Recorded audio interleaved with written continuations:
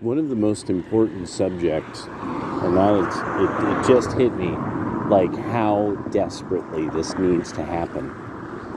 Um, the Republicans all over the internet need to start covering exactly how bad it is if for people who have gotten, for the young who have gotten degrees trying to get jobs.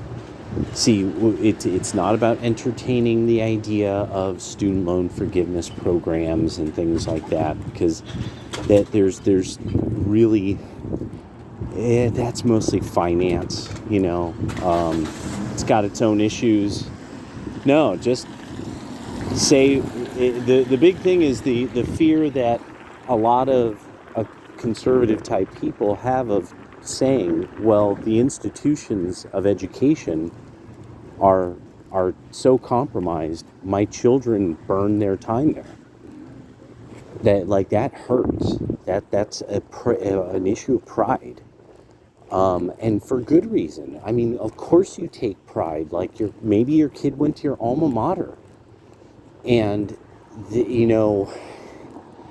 and you're seeing them now kind of languish, and that you're like, it was great when I got out of college. There was this job and that job and this job.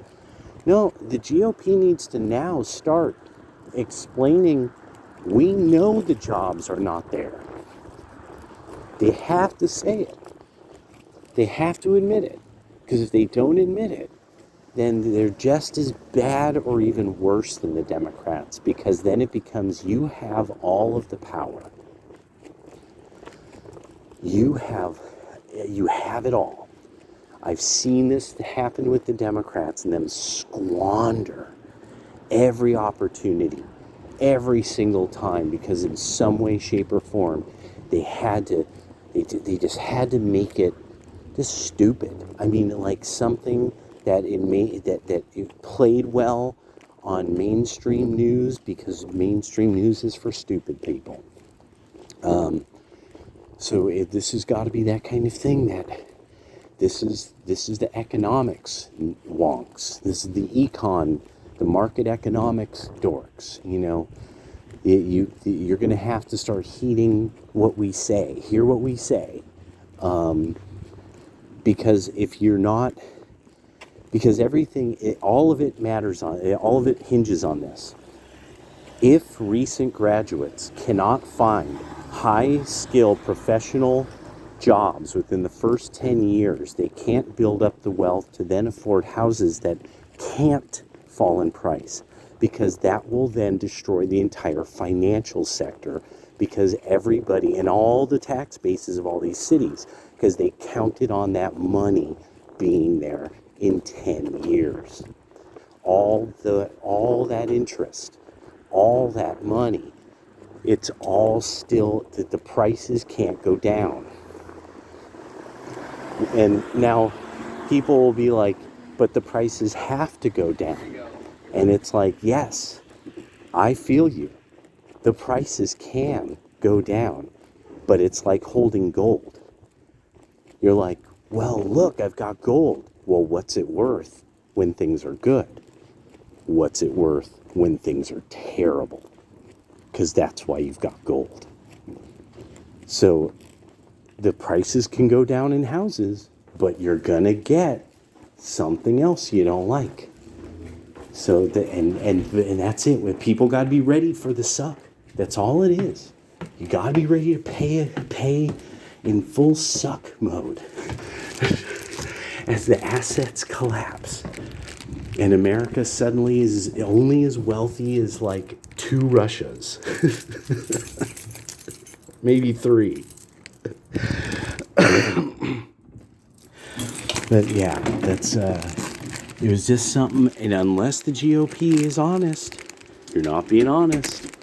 Don't play with us. We know. Fried Chicken Man knows. I'm Fried Chicken Man, and I already understand this. Will I be buying your fucking place for a stack of silver coins? That should never fucking be even possible. Yet, I think that there's a lot of people in this country that, former veterans and stuff, that they're like, I can see it. I can see that. I can see it happening.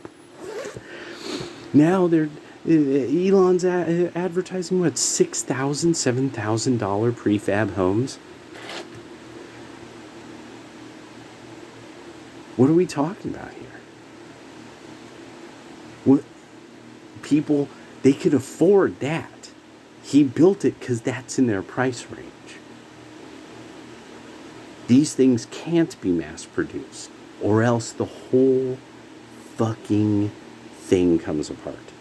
And the GOP, you better start talking about this. You better start saying it.